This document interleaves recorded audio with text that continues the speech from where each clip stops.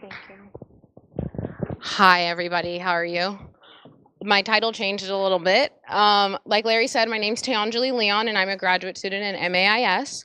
Earlier this year, I had the opportunity to present at the TAC Talk Symposium.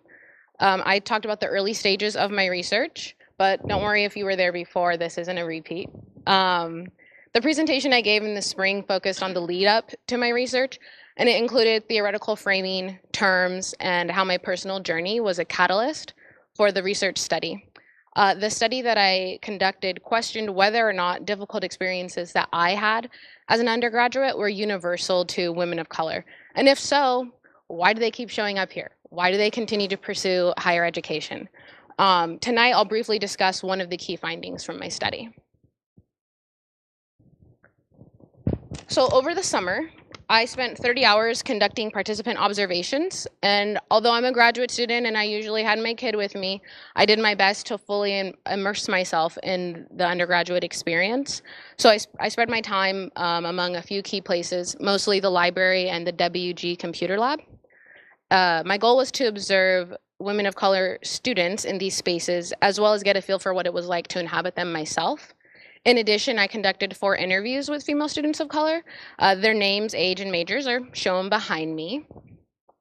Now you can see that one. The interviews were semi-structured, and what that allowed me to do was kind of change the order of the questions as well as ask follow-up questions as I saw necessary. I did ask the same core questions though, and they fell into these 4 categories behind me. The goal was to understand why students chose to pursue an undergraduate degree, how the reality of their college experience compared to and differed from their expectations, what made it possible for them to stay. And when I say that, what I mean is, what are the footholds that they can grab onto when things are hard? What allows them to persevere here? And then lastly, whether or not they feel that they're negotiating away aspects of themselves in order to join the proverbial club, and what it feels like to do that if they are. And what I mean by that, to give an example, is let's say that me as a Black woman, I was a business student, but someone told me, oh, you really should straighten your hair because that's going to make you seem more professional. Me deciding to do that, I'm kind of giving up something. And so I wanted to know if students could identify with that. There were 3 key themes, but I'm only going to focus on one tonight, and it's the importance of belonging, specifically socially. So I noticed that at UWT, community or the lack of one played a major role in the way undergraduate women of color interacted with one another as well as the campus. And I don't know if you know this or not, but population-wise, UWT is not a predominantly white institution. There's about 50% students of color, give or take a few percentage points. And I argue that academia as a whole perpetuates a predominantly white culture, even if it's not predominantly white population-wise. And our campus is no exception to that. A common experience among students was the feeling of, am I okay if I study here? Is it all right if I eat my lunch in this place? And the sentiment was so prevalent that I dubbed it the first year formula. The students I spoke with expressed anxiety around finding places on campus to study or just exist, just relax and be themselves. And so the majority of them said that in the first year, they would only come to campus to go to class, to go to work, and then they leave. And for those that were unable to leave, either because of transportation or because they live here, they felt they were trapped and they were forced to spend more time on campus and kind of just figure it out. Like I said, most students reported growing out of that after their first year, but one of the women I interviewed, Selena, she's a junior and she lives on campus, and she continues to go out of her way to make herself physically small. In the interview, she said like this with her body, that she does that so that she can avoid inconveniencing people. And what Selena does illustrates the degree to which she wants to belong. She wants to be accepted so badly that she polices her own behavior in an attempt to merge with the dominant culture. In this example, she's prioritizing social affirmation and validation over just being herself, even if that means she has to become invisible.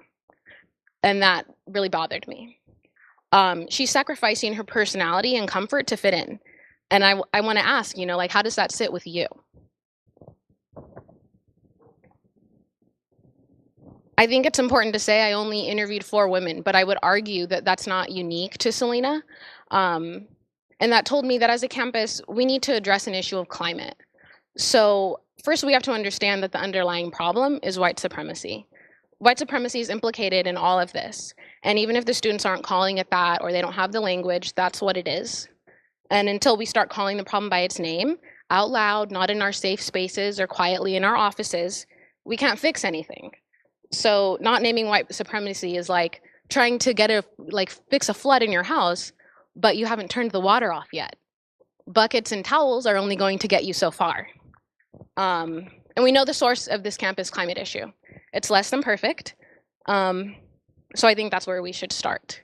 Unfortunately, 5 minutes only got us here, so that's as much as I can unpack that. But I thank you for your time, and I invite your questions.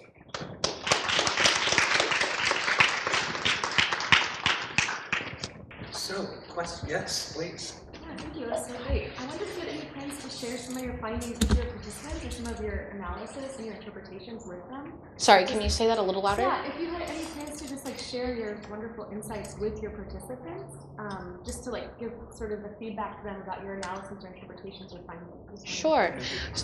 Yep, the question was whether or not I plan to share my findings and analysis with my participants, and I actually have already done that. I've done that with, all 4 of them. So it was really great to be able to get together formally and informally, one-on-one, and sometimes in groups to discuss what I found. And it was really affirming for me that they were saying, yeah, that's a good way to put that, or yeah, that is what I was trying to say. So it was a nice little pat on the back moment in the stress of finishing a thesis. Thank you. We have time. Yeah, go ahead. I'm curious if you're planning on expanding your questions to multiple races across the business, so you can really narrow that gap, not narrow it, but really be able to demonstrate how wide that gap is. So I think that would be really interesting to actually be able to see it against other races. So if I understood the question correctly, you're asking if I plan to ask these questions to specific races, yeah, and then use that data and kind of analyze the responses based on race. Yes. That is not something I'd thought of, but that is a good idea. I guess this is this is for me to finish my thesis, but if the university is interested in doing that, I'm happy to let them pay me to do it. Did you have a question?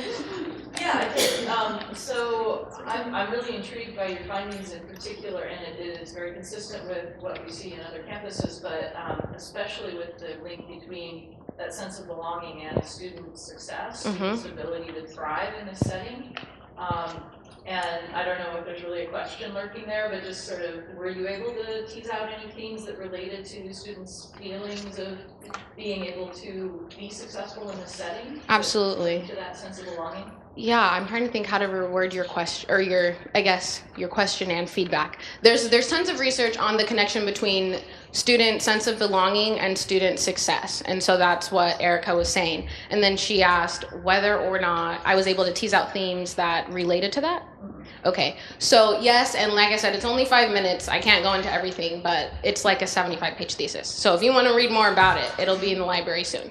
What I found was that, using Selena as an example, she's in biomed, and there was a time where she thought about dropping out of school and dropping out of science and switching her major because she felt like, okay, I don't belong in here. Everyone in my class is pale or male, or blonde-haired, blue-eyed people. These are her words, not mine.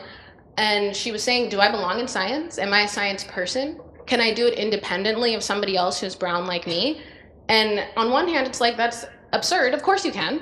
But at the same time, I was a math major, and then I switched to art because I felt the same way. So I think in my own experience and in what I found, it's true, it's there. Thank you. I think we should move on for now.